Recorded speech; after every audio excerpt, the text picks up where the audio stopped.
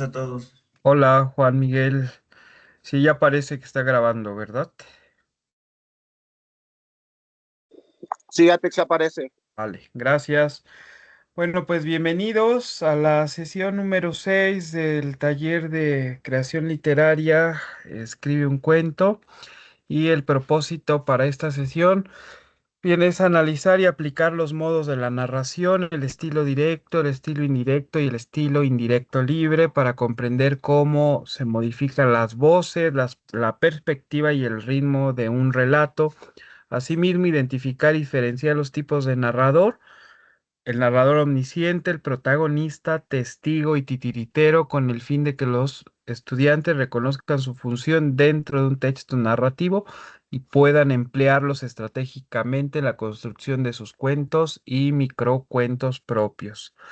Bien, la orden del día o los temas por abordar hoy. Pues bueno, siempre la lectura al inicio, los modos de la narración, los tipos de narrador, el ejercicio de escritura de la semana 6 y bueno, si hay dudas y comentarios.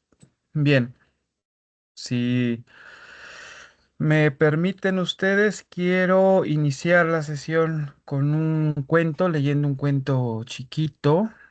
Me confirman si lo pueden ver, si ya lo visualizan. Que a lo mejor lo conozcan porque, bueno, no es de los más famosos de Gabriel García Márquez. Ok, listo, ¿lo ven? Sí, Sí, ahí está.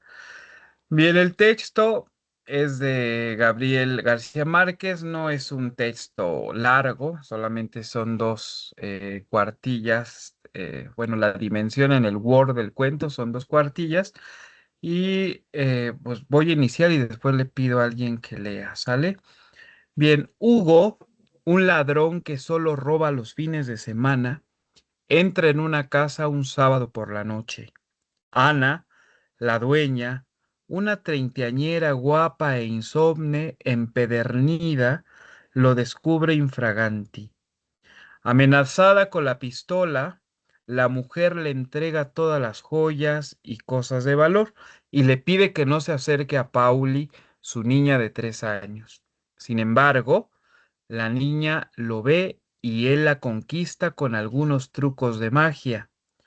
Hugo piensa, ¿por qué irse tan pronto si se está tan bien aquí? Podría quedarse todo el fin de semana y gozar plenamente la situación, pues el marido, lo sabe porque los ha espiado, no regresa de su viaje de negocios hasta el domingo en la noche. El ladrón no lo piensa mucho. Se pone los pantalones del señor de la casa y le pide a Ana que cocine para él, que saque el vino de la cava y que ponga algo de música para cenar, porque sin música no puede vivir. A ver, ¿quién me ayuda? Nada más encienda su micrófono y lea. Aquí, a Ana.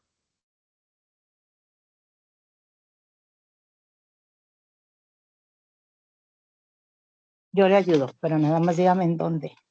Ah, ahí está Ana. Aquí. Ok. A Ana, preocupada por Pauli, mientras prepara la cena, se le ocurre algo para sacar al tipo de su casa, pero no puede hacer gran cosa porque Hugo cortó los cables del teléfono. La casa está muy alejada, es de noche y nadie va a llegar. Ana decide poner una pastilla para dormir en la copa de Hugo. Durante la cena, el ladrón, que entre semana es velador de un banco, descubre que Ana es la conductora de su programa favorito de radio, el programa de música popular que oye todas las noches, sin falta.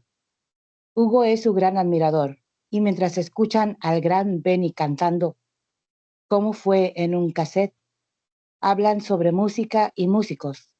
Ana se arrepiente de dormirlo, pues Hugo se comporta tranquilamente y no tiene intenciones de lastimarla ni violentarla.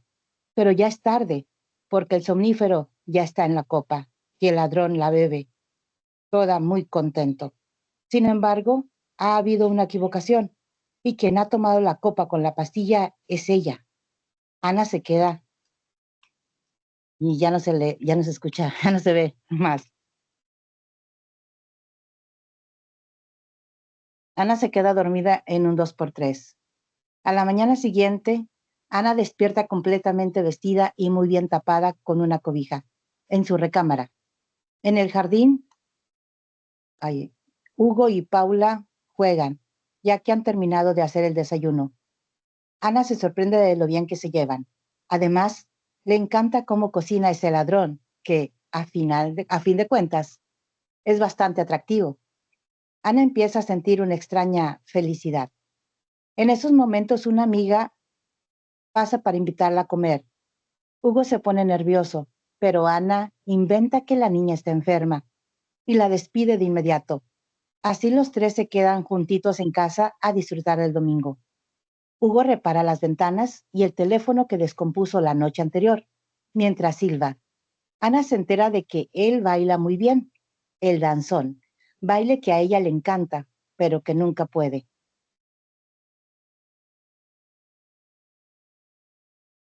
Pero que nunca puede practicar con nadie. Él le propone que bailen una pieza y se acoplan de tal manera que bailan hasta ya entrada la tarde. Pauli los observa, aplaude y finalmente se queda dormida. Rendidos, terminan tirados en un sillón de la sala. Para entonces, ya se les fue el santo al cielo, pues es hora de que el marido regrese, aunque Ana se resiste. Hugo le devuelve casi todo lo que le había robado. Le da algunos consejos para que no metan en su casa los ladrones. No se metan en su casa los ladrones. Y se despide de las dos mujeres con no poca tristeza. Ana lo mira alejarse. Hugo está por desaparecer y ella lo llama a voces.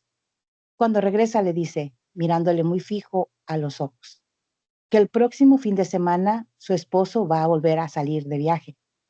El ladrón de sábado se va feliz, bailando por las calles del barrio mientras anochece. ¿Cómo ves? ¿Qué te pareció? Muy, muy interesante. ¿Sí? Bueno, ahorita lo seguimos comentando. Fíjense, este texto es, les digo, es muy chiquito, pero bastante emotivo, gusta, pero les quiero compartir que, bueno, antes el Instituto Nacional, bueno, no se llama Instituto Nacional, digamos que la parte dedicada a la literatura de Bellas Artes, el IMBA, o el IMBAL, hacía videos y este texto lo llevaron a un cortometraje que ahorita se los voy a compartir y vamos a ver solamente unos minutos, nada más unos minutos, a ver si ya lo pueden ver. Nada más, pues lo compartí mal porque lo tengo que compartir con audio. Incluir sonido. A ver, voy a darle ya inicio y me confirman si les aparece con el sonido. ¿Sí les aparece con el sonido? Sí, ¿Sí? Ok, sí, vamos sí, a se verlo escucha. unos minutos, ¿sale?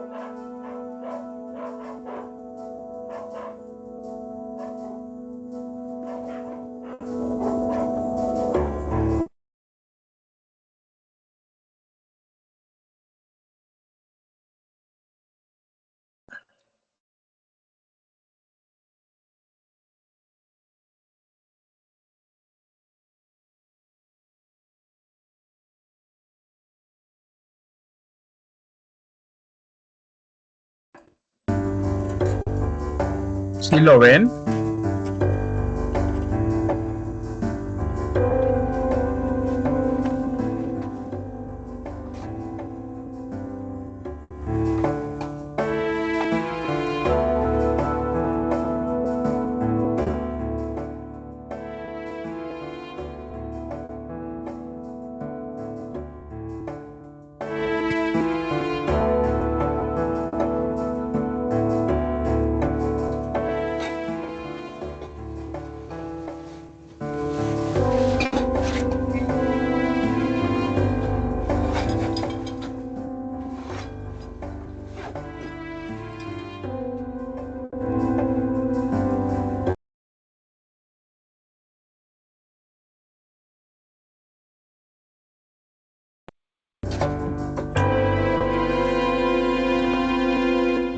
No se mueva.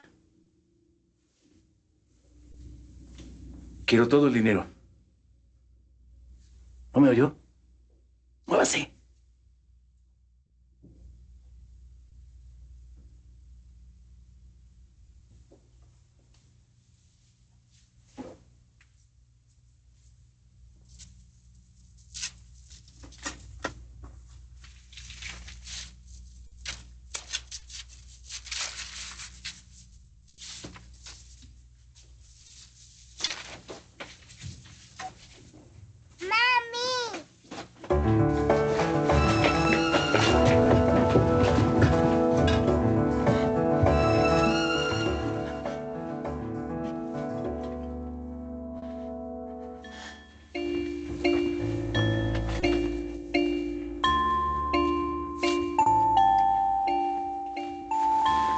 Mira, con ella no se meta.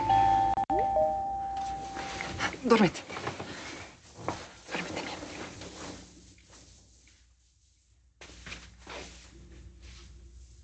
Las joyas. Abajo.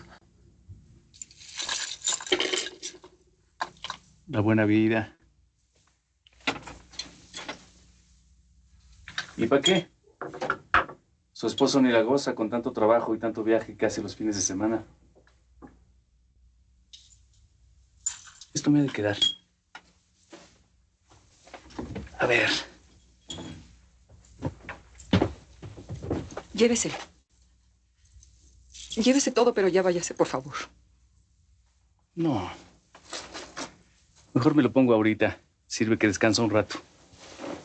Eso de andar robando a las prisas cansa. Además, es un mal sábado. No es quincena y todo el mundo está en su casa.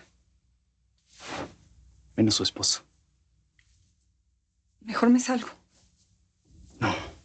Mejor se voltea.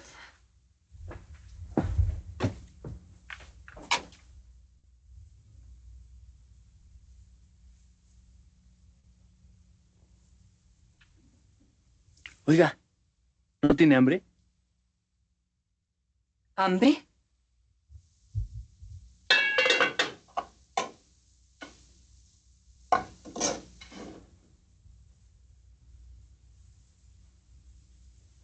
¿Por qué no le pone un poco de parmesano y ajo? No tengo. Quedaría mejor. Soy especialista.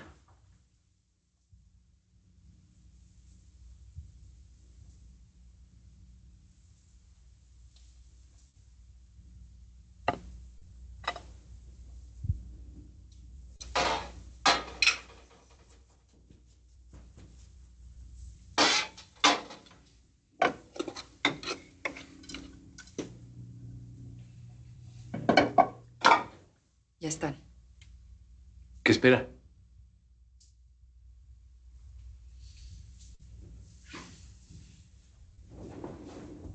Le puse su cubierto. Usted nada más había puesto uno. Ya cené. Ah, eso sí que no. A mí no me gusta cenar solo. Y nos falta la música. ¿Usted qué sabe de eso? La música es la pasión de mi vida.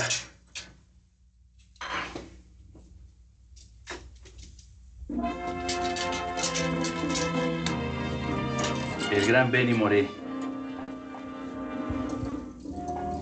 ¿Y ustedes por qué nunca hacen fiesta, Ni salen juntos.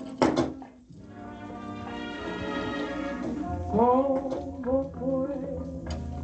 esperado allá afuera que salgan un sábado, pero no, nunca salen. Menos mal que su esposo se fue de viaje hoy.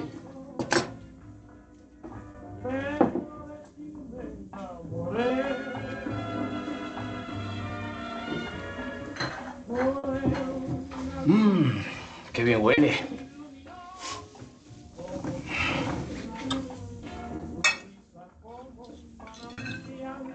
Bueno, hasta ahí le vamos a dejar, ¿sale?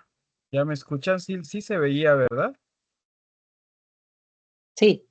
Sí, bueno, alguien que quiera decir algo les gustó, termínenlo de ver porque el corto pues está muy, muy bueno, ¿no?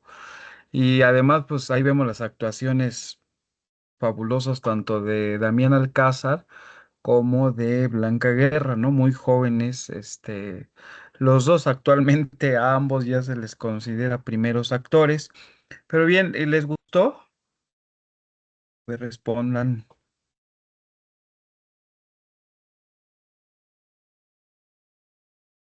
Bueno, alguien Y está escribiendo en los mensajes. Sí, ¿les pareció interesante? ¿Qué vieron? A ver. Bueno, no sé si tú, Manuela, ya conocías o leímos este texto en algún taller. No recuerdo. Dice Ailet que sí le No, gustó, no lo recuerdo. ¿no? De hecho, No. le iba a preguntar el nombre del cortometraje. Ladrón de Sábado, así búscalo en YouTube, Ladrón de Sábado de García Márquez y les aparece luego, luego el cortometraje. Bueno, dice, y en en Ciudad Seba, ahí está el cuento completo. Dice, me gustó este cortometraje en lo poco que acabamos de ver y de la lectura, sí me gustó, está interesante. Bueno, lo que me interesa que vieran es que vean cómo en una historia que parece tan sencilla, ¿no? O sea, si lo analizamos, ustedes ya con los elementos que hemos visto en el taller, pues incluso lo pueden analizar, ¿no?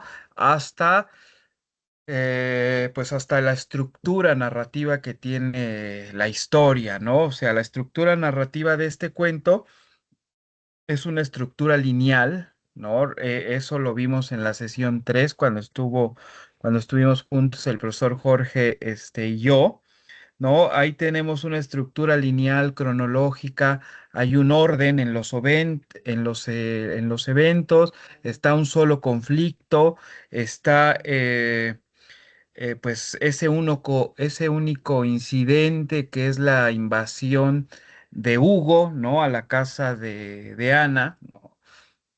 La narrativa la vemos en el escrito, en el texto, la vemos que es directa, que está, fluida, con diálogos o con un modo de la narración que es de lo que vamos a hablar hoy que revelan los pensamientos y las emociones del personaje, ¿no?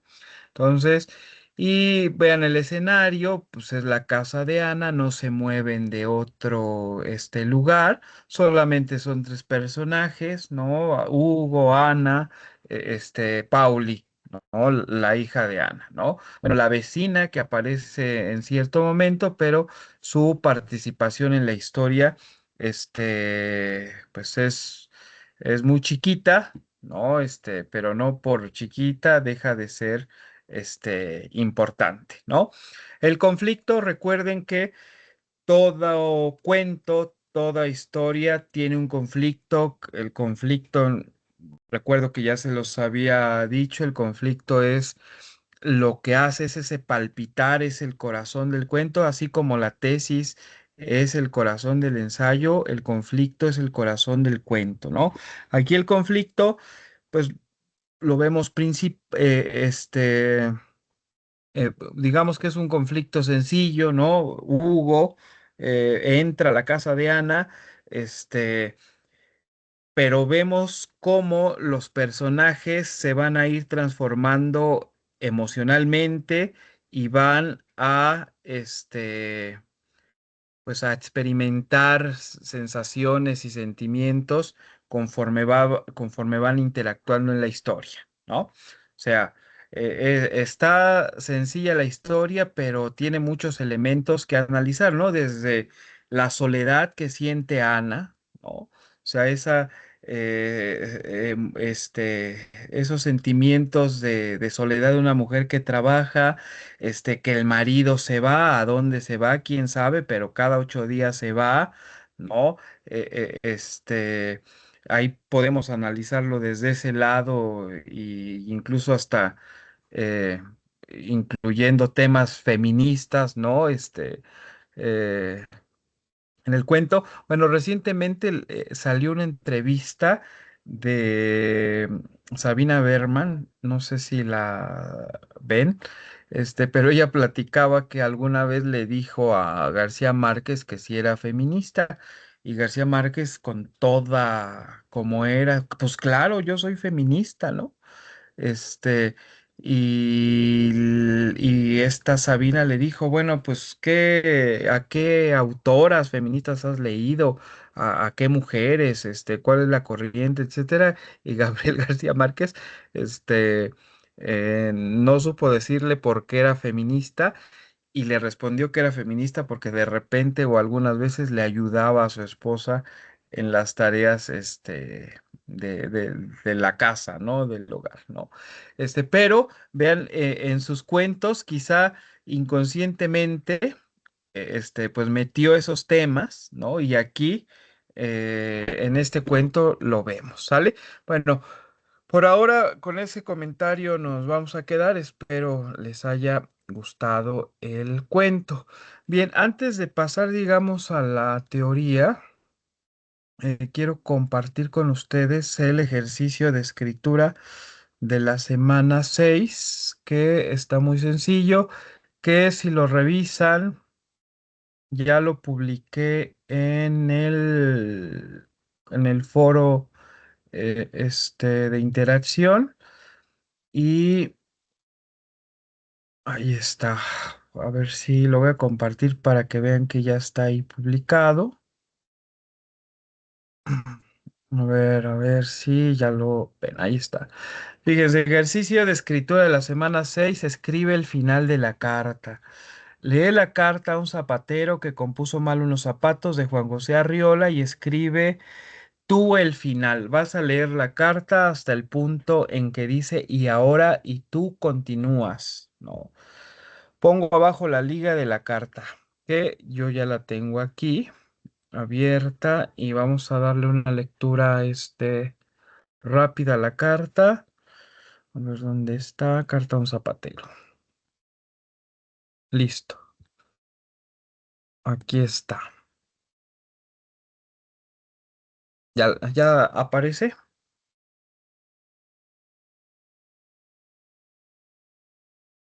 Sí, sí la visualizan.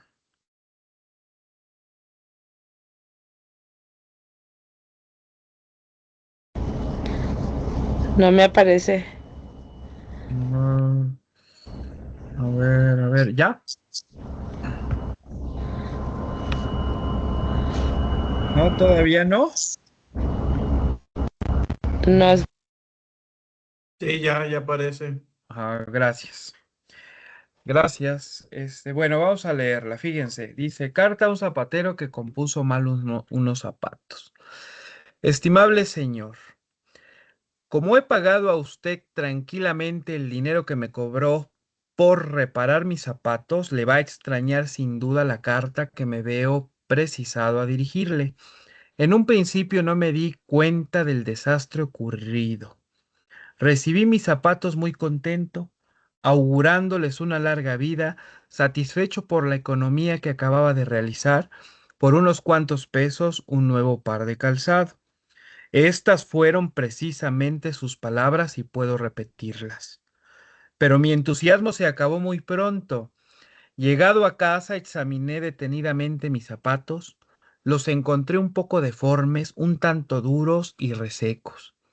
No quise conceder mayor importancia a esta metamorfosis. Soy razonable. Unos zapatos remontados tienen algo de extraño, ofrecen una nueva fisonomía, casi siempre deprimente. Aquí es preciso recordar que mis zapatos no se hallaban completamente arruinados. Usted mismo les dedicó frases elogiosas por la calidad de sus materiales y por su perfecta hechura. Hasta puso muy alto su marca de fábrica. Me prometió, en suma, un calzado flamante. Pues bien, no pude esperar hasta el día siguiente y me descalcé para comprobar sus promesas. Y aquí estoy, con los pies doloridos, dirigiendo a usted una carta, en lugar de transferirle las palabras violentas que suscitaron mis esfuerzos infructuosos. Mis pies no pudieron entrar en los zapatos. Como los de todas las personas, mis pies están hechos de una materia blanda y sensible. Me encontré ante unos zapatos de hierro. No sé cómo ni con qué arte se las arregló usted para dejar mis zapatos inservibles. Allí están, en un rincón, guiñándome burlonamente con sus puntas torcidas. Cuando todos mis esfuerzos fallaron, me puse a considerar cuidadosamente el trabajo que usted había realizado. Debo advertir a usted que carezco de toda instrucción en materia de calzado. Lo único que sé es que hay zapatos que me han hecho sufrir y otros, en cambio, que recuerdo con ternura, así de suaves y flexibles eran. Los que le di a componer eran unos zapatos admirables que me habían servido fielmente durante muchos meses. Mis pies se hallaban en ello como pez en el agua, más que zapatos parecían ser parte de mi propio cuerpo, una especie de envoltura protectora que daba a mi paso firmeza y seguridad. Su piel era en realidad una piel mía, saludable y resistente.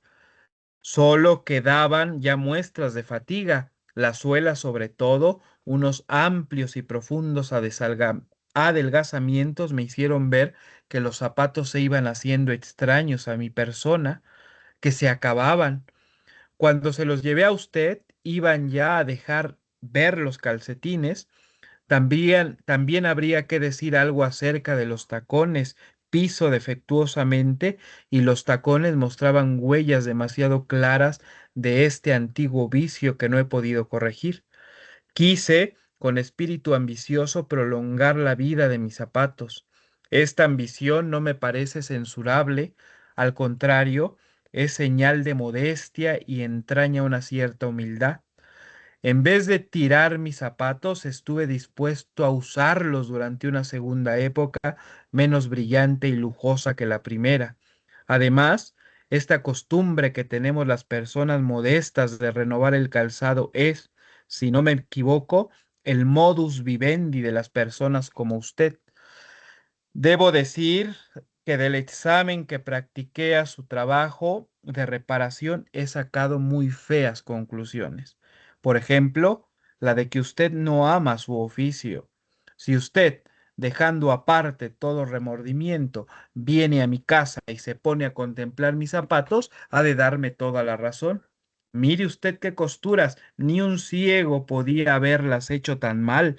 La piel está cortada con inexplicable descuido, los bordes de la suela son irregulares y ofrecen peligrosas aristas.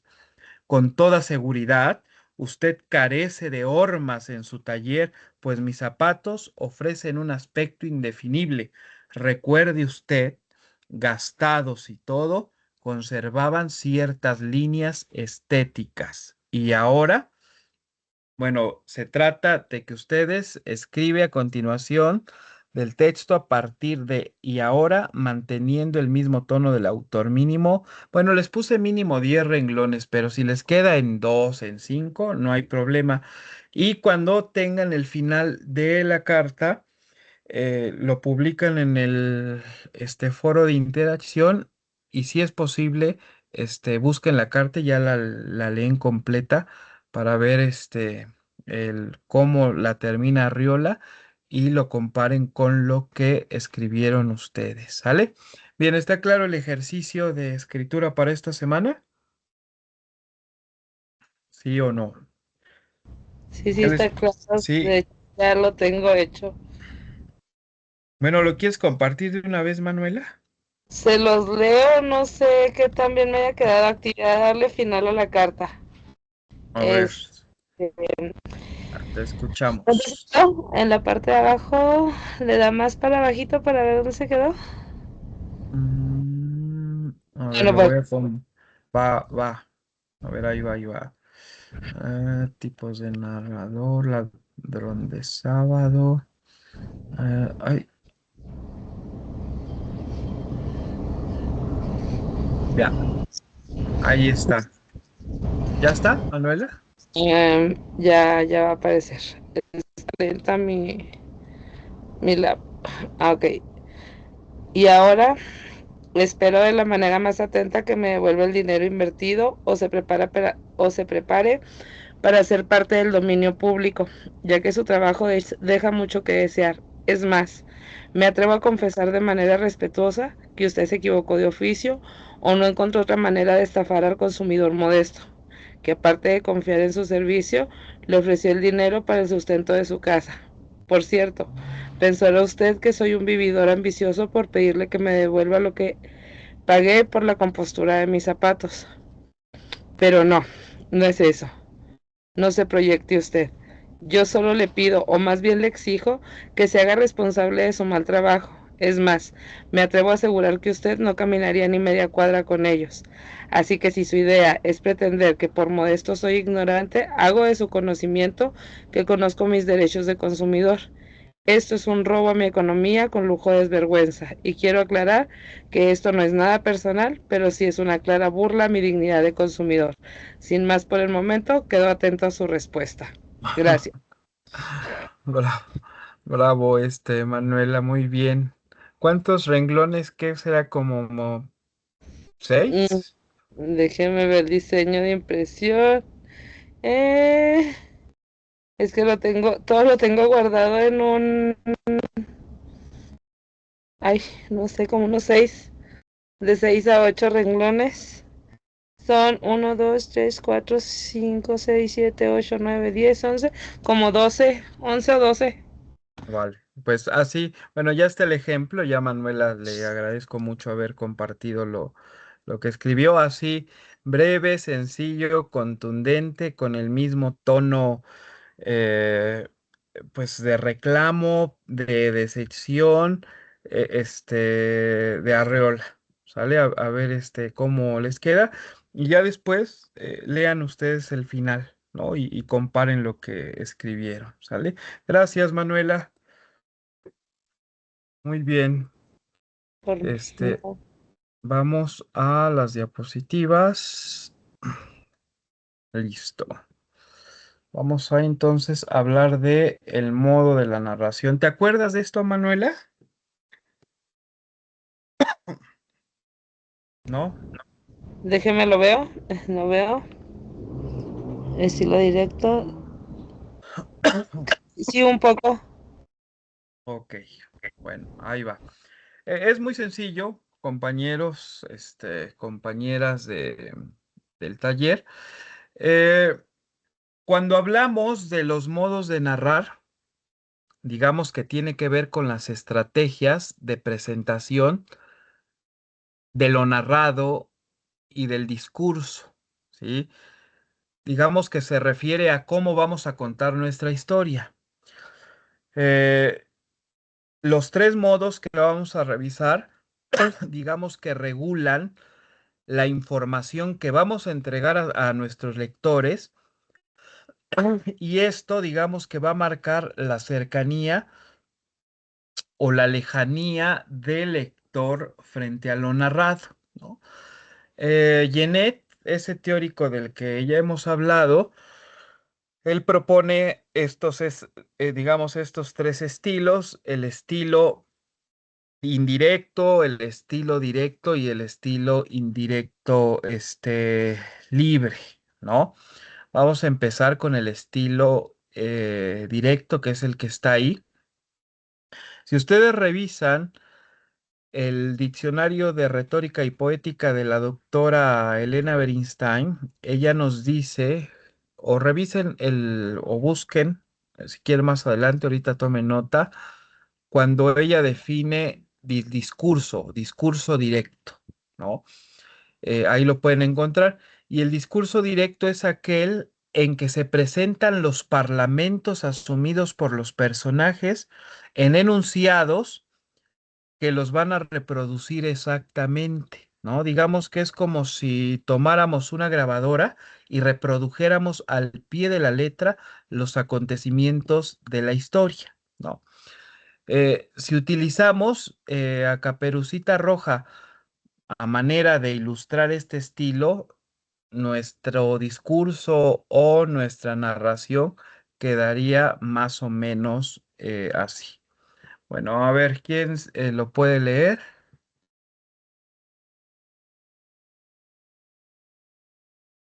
¿Quién se anima a leer? Bueno, sí lo ven, ¿verdad?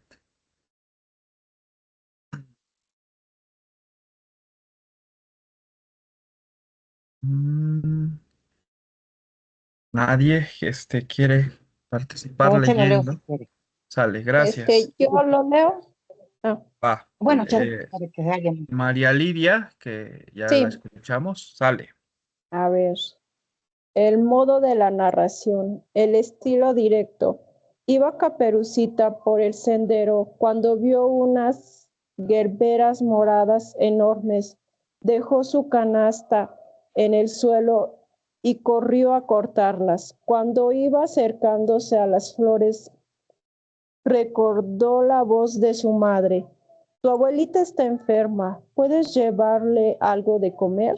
Mira, le preparé este budín que tanto le gusta. La niña frenó su carrera hacia el interior del bosque porque la voz de su madre seguía sonando en su interior, pero se los llevas rápido. Ya sabes cómo ir. Hay que cruzar el bosque.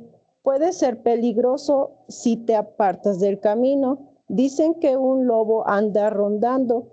Es malo y se come a las niñas. Y Caperucita, por favor, no hables con nadie en el camino. ¿Con quién voy a hablar si aquí no hay nadie?, pensó la niña.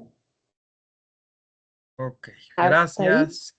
Sí, Sí. fíjense, en este estilo directo, en este ejemplo, escuchamos la voz de quién. ¿De quién es esa voz? De la mamá. ¿Y de quién más? Caperucita. Iba Caperucita, tu abuelita está enferma, la niña frenó, pero si la llevas rápido ya sabes cómo ir, etcétera, ¿no? Estamos escuchando tal cual habla una mamá, ¿no? Reproduciendo eh, pues la voz de los personajes tal y como ellos hablan, ¿no?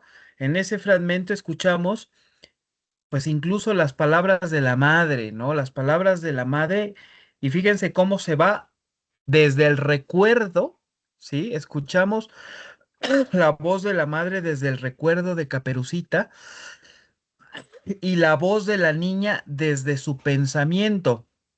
¿Cómo lo hacemos? Por medio de los diálogos, que los diálogos, recuerden que es una de las estrategias discursivas que revisamos la semana pasada, ¿no? Y con esto, digamos que es como si al leer estuviéramos presentes pues en la historia, ¿no? Si revisamos ahorita otra vez el cuento de García Márquez, no hay ningún diálogo. Gabriel García Márquez en El Ladrón de Sábado no utiliza el estilo directo, pero si nos vamos, por ejemplo, a Cien años de soledad, es el modo de la narración que más utiliza el estilo directo, ¿no? Bien, ahora vamos con el estilo indirecto. Bien, el estilo indirecto también es una técnica del modo de narrar y se trata de referir a partir de la relación que hace el narrador de lo que sucedió en la trama sin utilizar los guiones ni reproducir literalmente el discurso de los personajes, ¿no? ¿sí? Es un discurso solamente narrativizado, digamos, ¿no? O sea, se narran solamente los hechos, ¿sí? Y no los muestra ni reproduce nada del pensamiento del personaje, ni cómo habla, ni nada, ¿no? Eso es el estilo indirecto. Si utilizáramos el ejemplo de la Caperucita, quedaría así. A ver, ¿quién me hace favor de leerlo? ¿Está?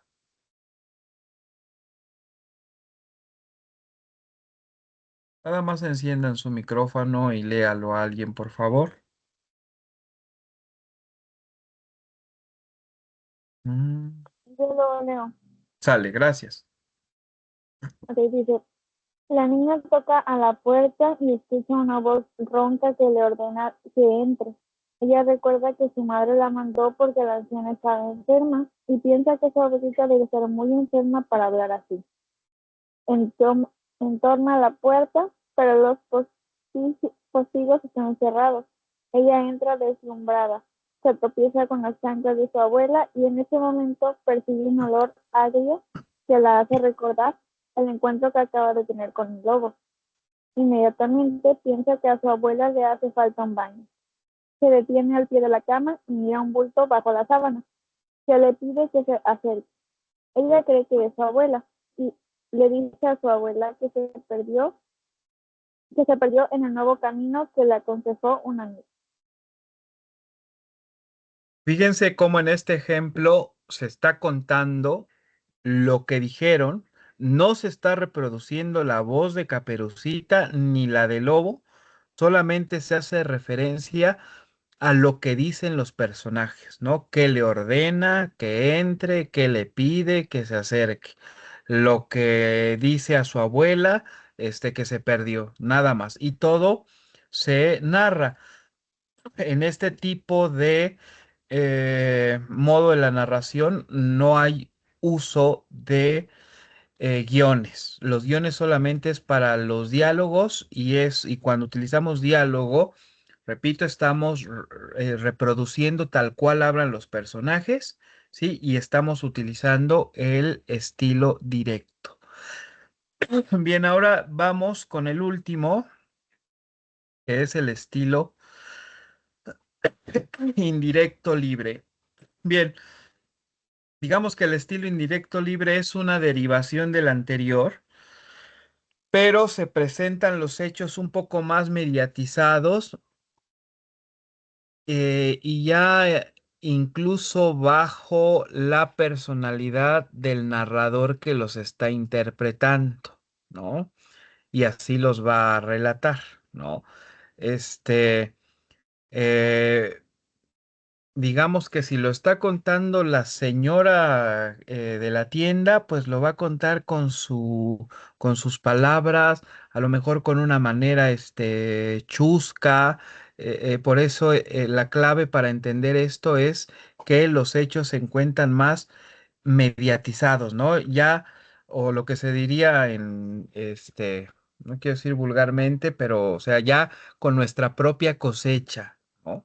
Y depende de quién los vaya a estar contando, ¿no? A quién se elija como el narrador de esos hechos, ¿no? Bien, aquí está el estilo indirecto libre. A ver quién se anima a leerlo.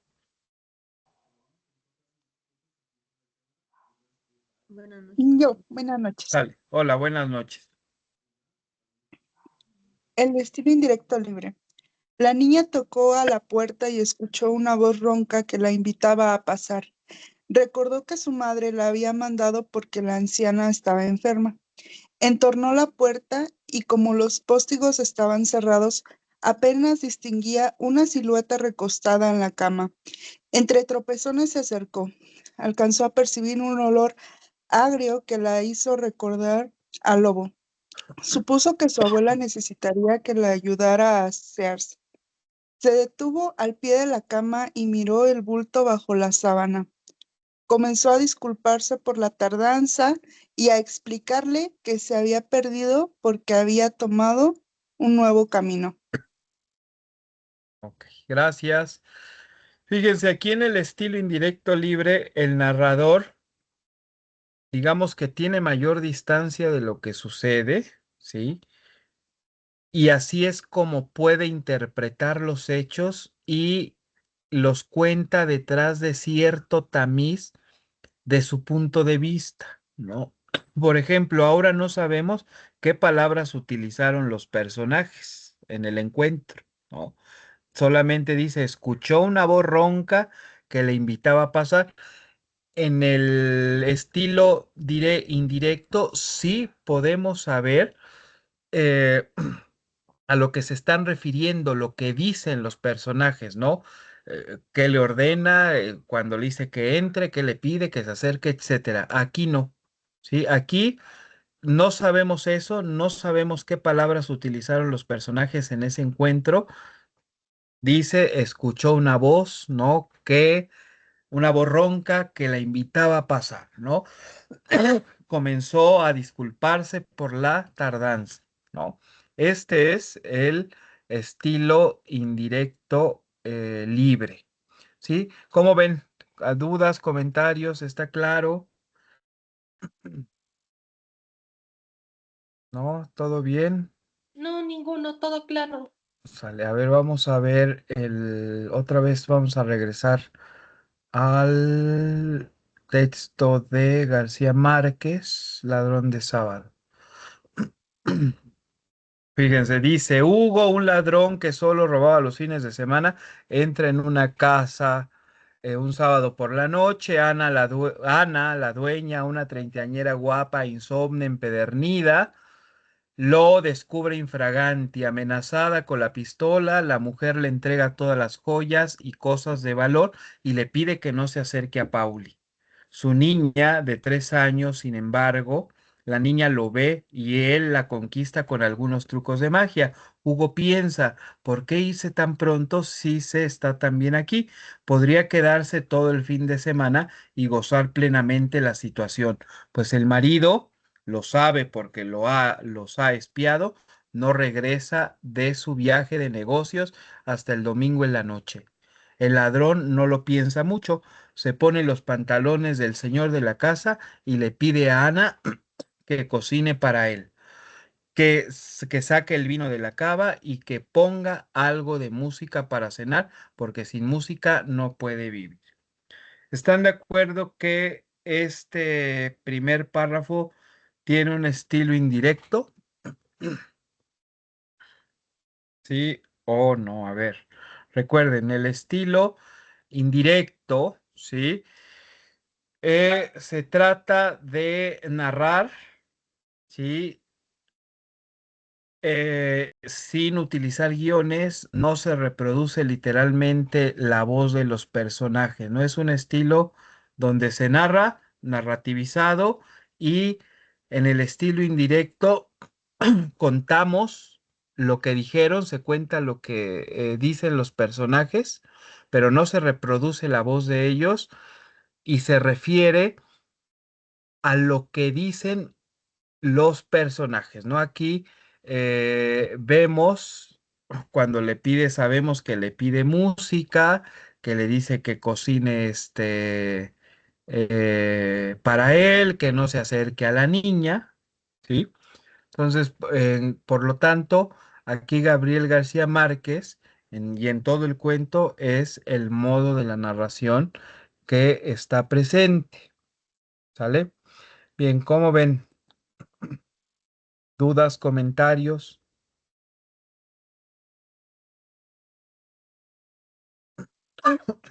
¿No? ¿Todo claro? Les No, voy a... maestro, todo claro. Bueno, a ver, aquí tengo esto. Un fragmento de Carlos Fuentes. Vamos a leer este. Fíjese, tocas en vano con esa manija, esa cabeza de perro en cobre, gastada, sin relieves, semejante a la cabeza de un feto canino en los museos de ciencias naturales. Imaginas el perro, te sonríe y suelta su contacto helado.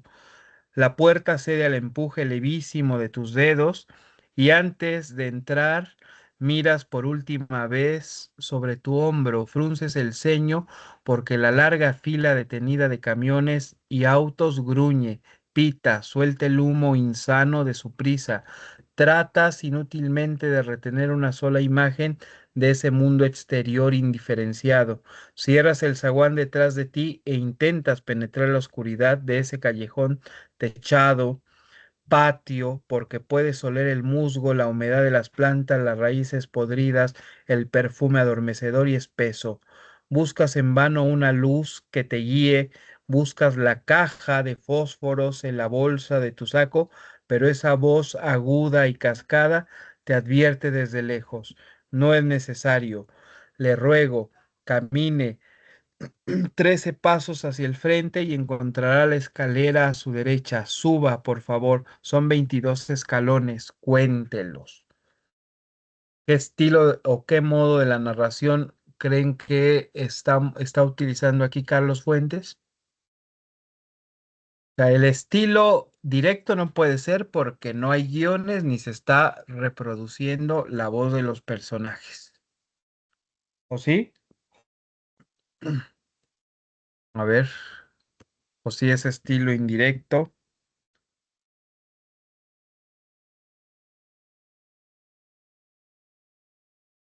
Bueno, para empezar, vean el narrador. O sea, está narrando en segunda persona. Tocas en vano. Pues, ¿qué estilo de la narración hay aquí?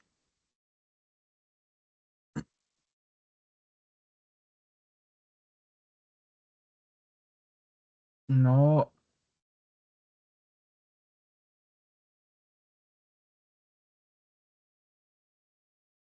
Recuerden que para el estilo indirecto libre, el narrador, digamos que tiene mayor distancia de lo que sucede, ¿no? Interpreta los hechos. Aquí en este texto de Carlos Fuentes no hay un distanciamiento del narrador, ¿no? Es indirecto, ¿no? Sí, también es un narrador, un modo de la narración indirecto, ¿sale? Gracias, Manuela. Bueno, pues vamos ahora con el siguiente punto, que es los narradores. A ver, les voy a compartir las diapositivas. Mm, A ver si se ven.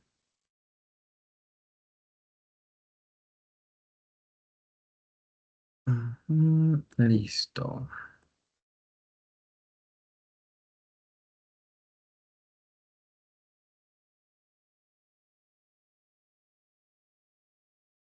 Bien, ¿ya lo ven?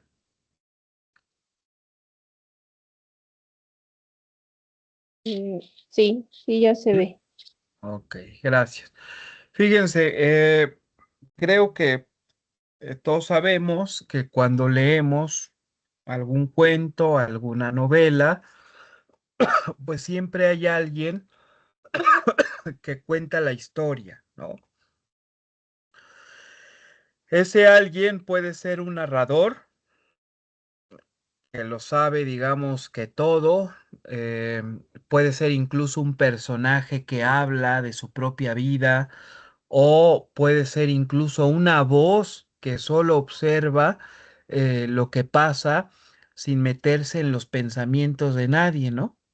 A eso eh, le vamos a llamar que es la perspectiva o la focalización del narrador. Si revisamos la teoría de Genet lo explica más o menos de esta manera, ¿no? Siempre va a haber alguien que narra, ¿no? Y lo va a hacer desde ese yo que habla, aunque no siempre se note, digamos, explícitamente, y ese yo va a organizar la mirada sobre lo que sucede, ¿no? Genet propone ba- tres formas básicas, ¿no? A eso habla de que hay una focalización cero, ¿no? Que por ejemplo ahí está el narrador omnisciente, que el narrador omnisciente sabemos que todo lo sabe, todo lo ve, y ahorita vamos a hablar de él, que hay una focalización interna donde el narrador, que es el otro tipo de focalización, donde el narrador solo sabe lo que sabe un personaje y ve lo que él ve y siente lo que él siente y se puede dar de diferentes maneras, de una mirada fija, de una mirada incluso múltiple o de una mirada variable. También hay una focalización externa, ¿no? Donde el narrador solo cuenta lo que se puede ver desde afuera, no puede en la focalización externa entrar en la mente de los personajes, ni sabe lo que los personajes piensan o tienen idea, ¿no? Digamos que esas son las focalizaciones que tiene el narrador, ¿no? La focalización cero, la focalización interna y la focalización externa, ¿no? Antes de decirlo así, ¿no? Bien, también ahorita se trata de que pues abramos una puerta, quizá parece sencilla, ¿no? Parece sencillo esto, pero sí es importante y es una de las decisiones que tenemos que tomar en cuenta cuando escribimos un cuento o alguna novela, ¿no? La elección de mi narrador. Repito, puede parecer un detalle menor, pero en realidad sí cuesta mucho trabajo, ¿no? Elegir al narrador. Bueno, no sé si puedes hablar tú, Manuela, de tu experiencia al elegir el narrador. Un poquito, sí. ¿Sí te cuesta Cuando, trabajo o no? este, cuando cuando reescribí el primer cuento, que ya cuando lo leí no me gustó para nada, pero en el segundo sí batallé un poquito para elegir el narrador, porque no era el protagonista, pero tampoco era omnisciente porque hablaba sobre el conocimiento que tenía del protagonista, de las andanzas, de lo que le platicaba el protagonista de ese cuento. Entonces, sí me costó algo de trabajo el segundo cuento, la segunda reescritura de un cuento, pues. Ok.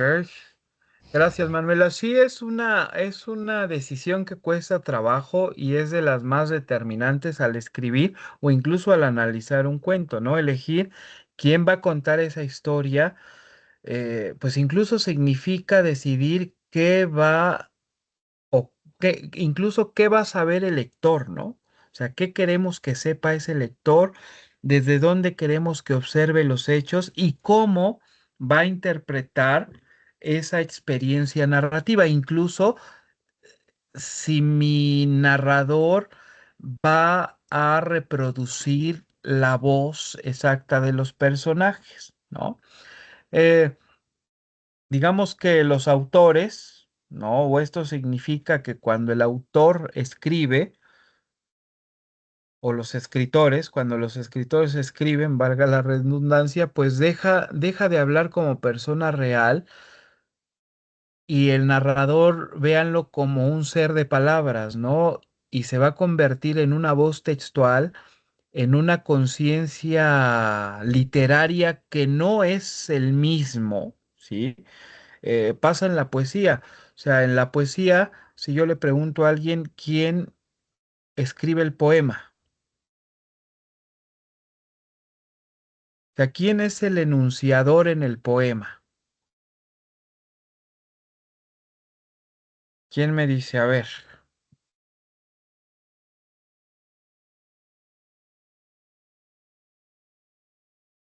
¿no se acuerdan de sus clases de, no sé si, yo creo que sí en algún módulo lo vieron? ¿Quién enuncia el poema? O sea, el escritor, el poeta lo escribe, pero él utiliza algo que está dentro de él. ¿Cómo se le llama eso?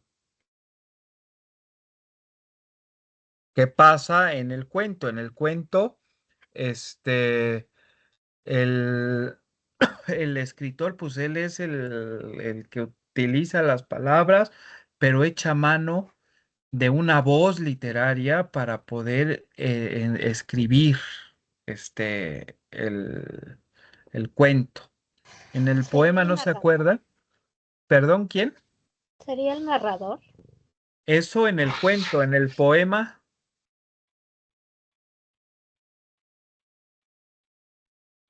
A ver, Manuela.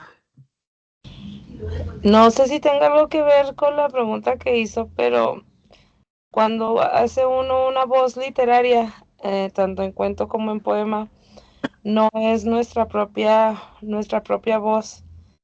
Es que no puedo definirlo exactamente. Sí, Eh, tiene un nombre muy preciso. sí tiene un nombre, pero por ejemplo, si yo escribo, es como si escribiera algo, no sé, Sí, puramente. es esa voz, como lo dices tú, que es el mediador entre el Ujú. escritor, ¿no? Sí, Y o sea, esa voz manifiesta sus sentimientos, sus deseos, sus razones, etcétera. Bueno, les voy a decir, en el cuento y en la novela es el narrador, en la poesía se llama el yo poético, ¿sí? El yo poético es la voz que habla en primera persona dentro de un poema. No necesariamente es un autor real, digamos, y es fundamental distinguir entre el autor, que el autor es la persona real que escribe, y en el caso del yo poético va a ser la voz dentro del poema, ¿sí? Un poeta puede crear, o un escritor de poesía puede crear un yo poético que no represente su propia identidad ni sus pensamientos. Por ejemplo, en los poetas malditos, ¿no? En los poetas malditos, uno de ellos, Rimbaud, ¿no? Fíjense, Rimbaud, un extraordinario poeta de los poetas malditos del siglo XIX, pero como persona dejaba mucho que desear porque incluso hasta andaba cazando elefantes en África para vender el marfil, ¿no? O sea, él como poeta, sí, utilizaba un yo poético y que es la voz de sus poemas, creaba cosas increíbles, ¿no? Literariamente, poemas increíbles, pero su identidad verdadera, ¿sí? O su actuar en el mundo dejaban mucho que desear de lo que era su yo poético, su voz en los poemas que escribía. ¿Sí? No sé si me entienden esto. ¿Sí o no? ¿Sí o Sí, ya me no? queda más claro. ¿Sí? Sí. ¿Queda más claro? Vale. Sí, bueno, en la poesía, repito, es el yo poético. O yo lírico, muy bien, dice, no se ve, y el yo lírico se llama yo poético o yo lírico, ¿sí? O hay también libros que dicen que es la voz, poética, ¿sale? Vean los delirios que tenía Sor Juana, por ejemplo, ¿no? O sea, cuando escribió. Bueno, los delirios. Bueno, hay dos poemas en la literatura en español. Uno es de Sor Juana y otro es, de este poeta contemporáneo. Ay, que sí uno revisa su yo poético y dice, bueno, ¿qué tomó, qué cenó antes de ponerse a escribir esto, ¿no? O sea, ese delirio de su voz poética es increíble, José Gorostiza. No sé si ubiquen. A ver, déjenme. Este. Ay, ya se trabó esto. Hay un poema de José Gorostiza que se llama Muerte sin fin. es uno de los poemas. Fíjense, cuando publicó Muerte sin fin Gorostiza, publicó 500 libros y esos 500 libros de ese poema se tardaron en vender 15 años, ¿no? Y actualmente a ver si lo pueden ver, les voy a compartir para que conozcan el poema de Muerte sin fin de José Gorostiza. A ver, ¿ya lo ven? Sí. Fíjense además cómo abre el poema. Cita 3 proverbios, ¿sale? Y todos, y estos 3 proverbios tienen relación con todo el poema. Por eso es muy importante para leer este poema, hay que entender estos 3 proverbios que están tomados del libro de los proverbios de Salomón, ¿no? Fíjense, conmigo está el consejo y el ser. Yo soy la inteligencia, mía es la fortaleza. Con él estaba yo ordenándolo todo y fui su delicia todos los días, teniendo solaz delante de él en todo tiempo. Si el siguiente dice, mas el que peca contra mí, defrauda su alma, todos los que me aborrecen aman la muerte. Y ya empieza el poema de José Gorostiza. A ver, ¿quién me ayuda a leer esos versos? Aunque les diga, pero ando con tos para que no me dé más tos. A ver, esos versos.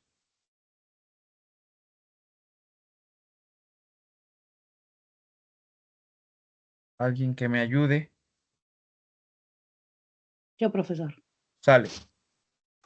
Lleno de mí, sitiado en mi epidermis, por un Dios inacible que me ahoga, mentido acaso por su radiante atmósfera de luces, que oculta mi conciencia derramada, mis alas rotas en esquirlas de aire, mi torpe andar a tientas por el lodo. Lleno de mí, ahí tú me descubro, en A ver, un imagen atónita. segundo. Para entender la palabra aito, ¿la conocen? Aito es un adjetivo ya muy, pues digamos, lo Desuso. podemos llamar arcaico o un arcaísmo incluso. Aito es satisfecho, pero satisfecho, digamos, en exceso, ¿no? De una satisfacción ya, pues llevada al extremo, ¿sale? A la palabra aito. Sí, puedes continuar, por favor. Me descubro en la imagen atónita del agua, que tan solo es un tumbo inmarmercible, un desplome de ángeles caídos a la delicia intacta de su peso, que nada tiene sino la cara en blanco, hundida a medias, ya, con una risa agónica, en las tenues holandas de la nube y en los funestos cánticos del mar, más resabio de sal o arbor de cúmulo, que sola prisa de acosada espuma. No obstante, oh paradoja constreñida por el rigor del vaso que la aclara, el agua toma forma. En él se asienta, ahonda y edifica, cumple una edad amarga de silencios y un reposo gentil de muerte niña, sonriente, que desflora aún más allá de pájaros en desbandada.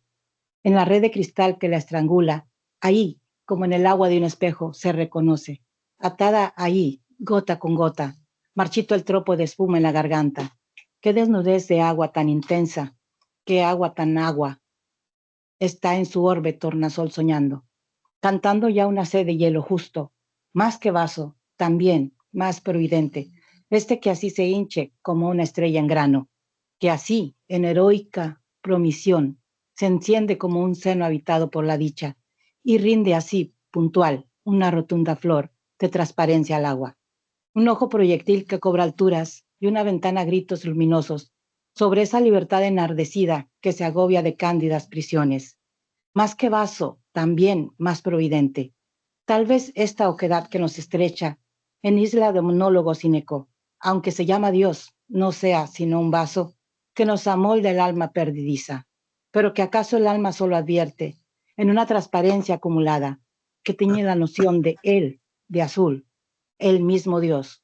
En sus presencias tímidas ha de gastar la tez azul y una clara inocencia imponderable, oculta al ojo, pero fresca al tacto, como este mar fantasma en que respiran. Peces del aire, altísimo los hombres. Sí, es azul. Tiene que ser azul. Un coagulado azul de lontananza. Un circundante amor de la criatura, en donde Hasta ahí. lote de Ya, agua. bueno, el poema, gracias, muchas gracias. ¿Quién fue quien leyó? Perdón. Xiomara. Gracias. Es que me lo sé de memoria. Perdón. Sí, bueno, qué bueno que lo conoces. Este poema hay dos poemas de larguísimo aliento en la lengua española. El segundo más importante es este. El primero, ¿sí?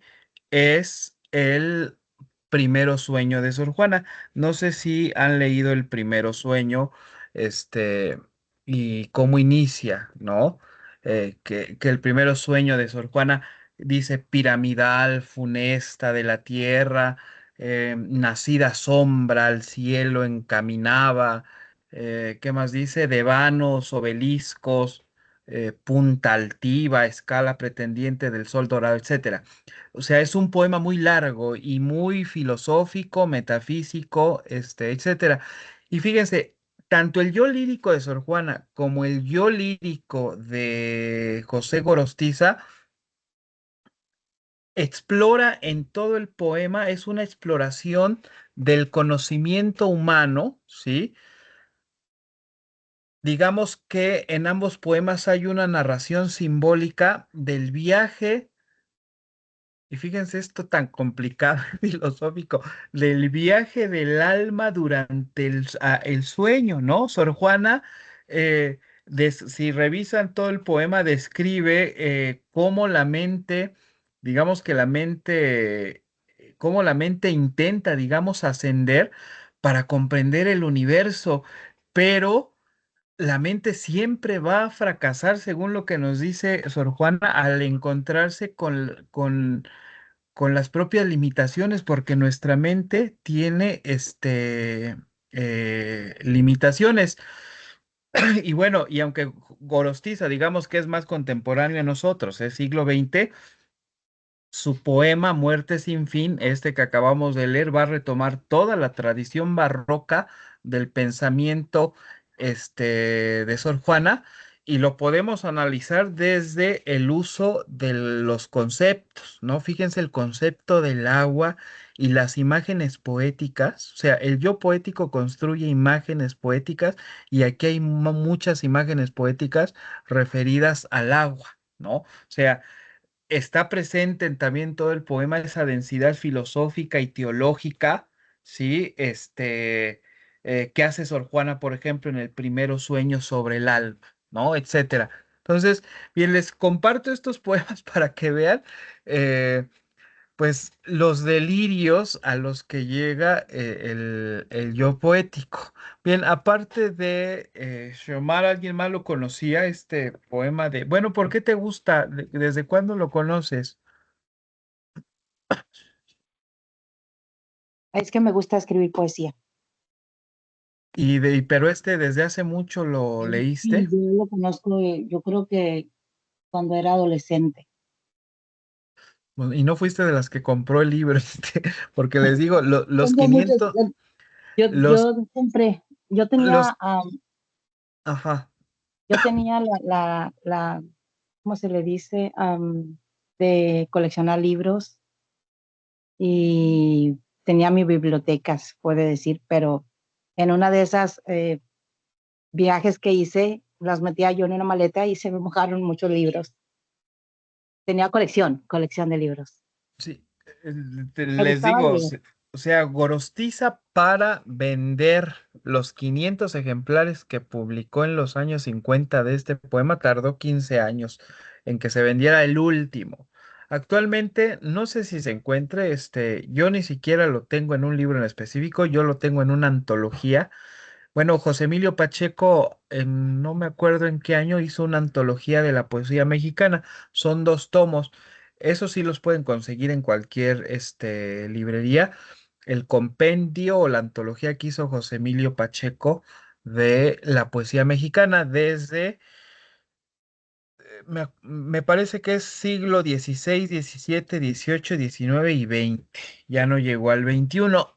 ¿sí? Y yo tengo ese poema en esa antología, que hizo José Emilio Pacheco, ¿no? Ojalá puedan consultarla porque ahí está, pues, gran parte de la poesía mexicana hasta el siglo XX. Me parece que el último autor que aparece es Jaime Sabines, ¿no? Así es que imagínense, o sea, posterior a Jaime Sabines ha habido muchos poetas y sobre todo mujeres importantes en la poesía, como la misma Coral Bracho, poetas jóvenes de la generación Z, ¿no? Que ya hay varias muy importantes, etcétera, ¿no? Bien, entonces vamos a continuar con los narradores. Perdonen por este paréntesis tan largo. Bueno, a ver, estaba en las diapositivas. A ver si...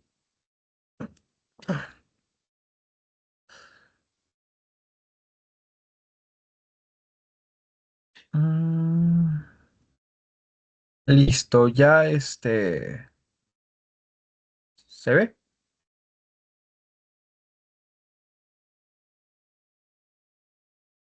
Ok. Sí. Bien, les decía, pues ya que con esto en mente, ¿no? Y entender la diferencia entre el autor, ¿no? Que ese cuerpo físico tiene que utilizar una voz literaria, ¿sí? Con esto en mente, pues tenemos que comprender que los tipos de narrador se vuelven esenciales, ¿no? Porque cada uno va a determinar la forma, va a determinar el tono y el punto de vista desde el cual, pues vamos a acceder o accederemos a ese mundo, narrado, ¿no? A lo largo de que vamos a revisar este tema, sabemos que hay un narrador en primera persona, ¿no? O sea, la primera persona de los pronombres, entendemos que es el yo y ese yo participa en los hechos, ¿no? Tenemos el narrador en segunda persona, que es una voz menos común, pero esa voz menos común va a interpelar, ¿no? Va a ordenar, va a desdoblar al personaje, creando, pues, incluso diálogos íntimos o incluso hasta perturbadores. Y tenemos el narrador en tercera persona que puede saberlo todo, ¿no? Y a eso le llamamos la omnisciencia, ¿no? O incluso se puede limitar a mostrar lo que ocurre, pues desde fuera, ¿no? Casi, casi como una cámara que registra las acciones, digamos, ¿no? Bien, el primer narrador, sí, que vamos a analizar. Bueno, ahí está. Bueno, ahí les puse una definición de narrador que está tomada del libro de poética, y retórica de la doctora Elena Weinstein. Dice, el narrador es una construcción literaria creada por el autor. Este tiene la misión de contar la historia desde su punto de vista que adopta. Vamos a iniciar con el narrador omnisciente, ¿no? Bien, el narrador omnisciente. Sabemos que es uno de los más utilizados en la narrativa clásica, en los cuentos clásicos, ¿no? Si revisamos un poco la etimología de la palabra omni, digamos el prefijo omni, quiere decir todo, ¿no? Y el sufijo scientia quiere decir conocimiento, ¿no? O sea, si las juntamos, nos queda la palabra omnisciente y esto quiere decir que lo sabe todo, ¿no? O sea, el narrador omnisciente todo lo sabe y todo lo ve como está ahí. No tiene un acceso absoluto al mundo del cuento, conoce lo que sienten los personajes, lo que piensan, incluso si no lo dicen, ¿no? Conoce sus motivaciones internas, el significado oculto de esas acciones, ¿no? Conoce, pues, esa información que todos los demás personajes en la historia no conoce, ¿no? El narrador omnisciente puede describir una escena externa al mismo tiempo que va a ir revelando los pensamientos más íntimos de cualquiera de los demás personajes en la historia, ¿no? Es como, o imaginen que es como una cámara que no solo registra imágenes, ¿no? O sea, va a entrar en la mente de todos, ¿sí? Por eso el primer punto, todo lo sabe y todo lo ve. El siguiente punto que aparece ahí es esa focalización cero o focalización total en el presente, en el pasado y en el futuro, ¿no? A diferencia de otros narradores, el narrador omnisciente tiene una visión atemporal. ¿Qué quiere decir esto? Que el narrador omnisciente puede narrar los hechos desde el pasado y desde un pasado incluso que los personajes nunca vivieron, ¿no? Puede participar en los eventos futuros. No se puede decir lo que Juan no sabía es que sería su última tarde tranquila antes de morir, ¿no? O sea, él puede saber eso y el narrador omnisciente controla el tiempo narrativo, pues como ese dios literario que también se le conoce, ¿no? Y esta capacidad para moverse libremente por el tiempo se le llama, repito, la focalización cero o focalización total en términos de Gerard Genet, el teórico de donde sacó todo esto.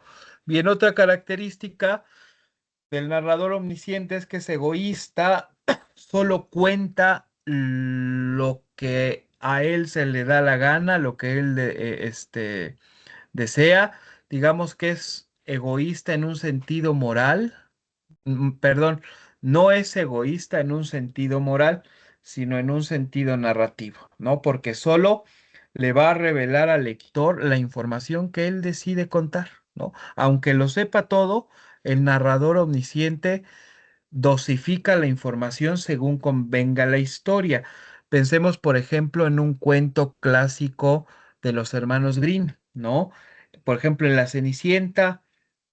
Si revisan alguno de los cuentos de la Cenicienta, todos narrados en narrador omnisciente en tercera persona, sabemos muy poco, aunque el narrador omnisciente sabe todo el pasado de la Cenicienta, qué pasó con la relación de sus padres, en qué momento, bueno, no hay que irnos tan lejos. Creo que tienen más presente la película de Disney, ¿no? La película de Disney, pues también tiene un narrador omnisciente. Y ese narrador omnisciente que nos presentan en la película se sabe toda la historia pasada de la mamá de Cenicienta, de cómo conoció el papá a la madrastra y por qué decidió casarse con ella, si a lo mejor le dio un brebaje para, para convencerlo, todo lo sabe. Pero él, al ir contando la historia, solamente pues da la información que él decide revelar según convenga en la historia, ¿no? Por eso oculta datos para generar suspenso. O sea, siempre nos queda la duda, bueno, que pobre niña, ¿qué pasó con la mamá de Cenicienta? ¿No? También a lo mejor a veces va a revelar los detalles clave antes que los personajes, ¿no? O también incluso a veces manipula al lector para dirigir la interpretación que tenga, ¿no? Y esto lo convierte pues en un narrador con una autoridad absoluta que va a controlar el ritmo, que va a controlar incluso el tono, que va a controlar las acciones, ¿no? Si quiere que vaya lento el cuento, pues va a describir a lo mejor. Si quiere que vaya rápido el cuento, pues van a hacer acciones, acciones y van a pasar cosas, cosas, incluso hasta la perspectiva, ¿sí? Bien, también la siguiente característica que está ahí, narra en tercera persona. El narrador omnisciente siempre habla desde pues desde un afuera de la historia. Por eso los pronombres de la tercera persona, ¿cuáles son? Él, ella, ellos. Y bueno, recientemente leí un cuento que ya había un narrador omnisciente ya hablando de ellas, ¿no? A lo mejor más adelante ya va a estar incluido en los libros de gramática de la Real Academia Española. Leyes, ¿no? Pero el narrador omnisciente, repito, no participa en los hechos ni forma parte del universo diegético. Cuando hablamos de diégesis, hablamos, la palabra diégesis, que digamos que diégesis es griego, pero si ocupamos la traducción es historia, ¿no? Y el narrador omnisciente no forma parte de la historia de la diégesis, solamente observa, solamente relata desde esa posición superior o desde ese cielo superior. Otra característica muy importante del narrador omnisciente es el lenguaje formal.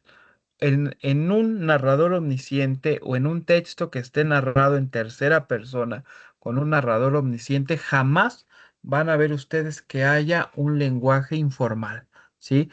Aunque eh, digamos que puede variar según el estilo del autor, ¿no? O de la época incluso.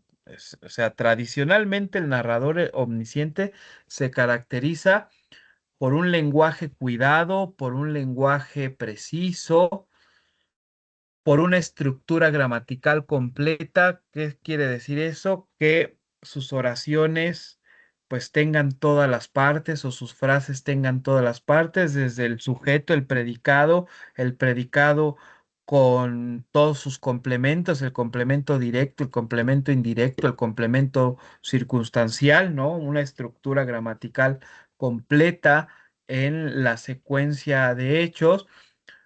Es un narrador que utiliza expresiones objetivas, ¿sí? Y va a ser una voz que va a transmitir incluso autoridad y distancia, ¿no? Y digamos que este estilo de narrar, pues refuerza su papel, eh, pues como esa voz conocedora, esa voz externa a los personajes, ¿sí?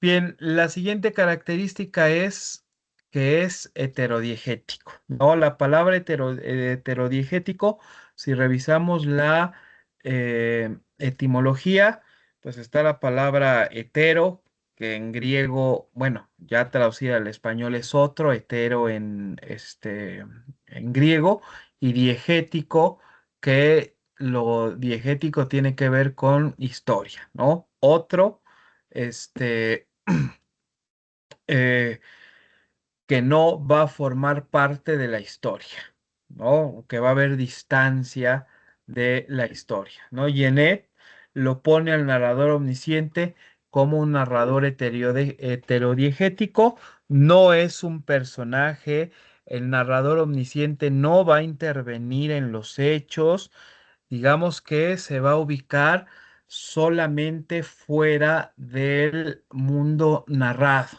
¿no? Y el narrador omnisciente por característica siempre es heterodiegético porque eh, pues observa la historia pues em, desde ese mundo plano, desde ese mundo superior, ¿no? Desde ahí va a contar la historia, por eso no forma parte de ella, ¿no? Por ser pues esa especie de narrador